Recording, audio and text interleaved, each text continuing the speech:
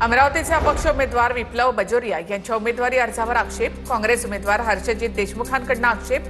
बजोरिया यांनी प्रतिज्ञापत्रामध्ये दिलेल्या संपत्तीच्या माहितीमध्ये तफावत असल्याचा आरोप.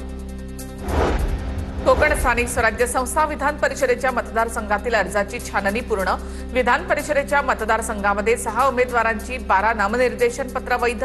महेंद्र दळवी यांची कन्या जोईली यांचंही नामनिर्देशन पत्र हे वैध ठरलं होतं, मात्र त्यांनी अर्ज त्या मागे घेणार अशी माहिती सूत्रांकडून मिळते. नागपूर विधान परिषद निवडणुकीमध्ये उमेदवारांच्या अर्जाची छाननी पूर्ण. 5 उमेदवारांचे सर्व 6ही अर्ज वैध. भाजप उमेदवार राजीव पोतदार, काँग्रेस उमेदवार अतुल लोंढे, अपक्ष उमेदवार राजेश जंगले, अपक्ष उमेदवार सुरेंद्र लोही आणि दिनेश ढोले यांचेही अर्ज वैध ठरले. नागपूर विधान परिषदेचे भाजप आणि काँग्रेसचे उमेदवार कोट्यधीश आहेत. भाजपच्या राजीव पोतदारांची संपत्ती 38 कोटी तर काँग्रेसच्या अतुल लोंढेंची 2.25 कोटीहून अधिक संपत्ती. चांदवडमध्ये मुंबई आग्रा महामार्गावर एसटी बसला आग. वाहक आणि चालकाच्या सतर्कतेमुळे 54 प्रवाशांचे प्राण वाचले. शहाद्यामधून नाशिकला निघालेल्या बसला राहुल घाटाजवळ आग.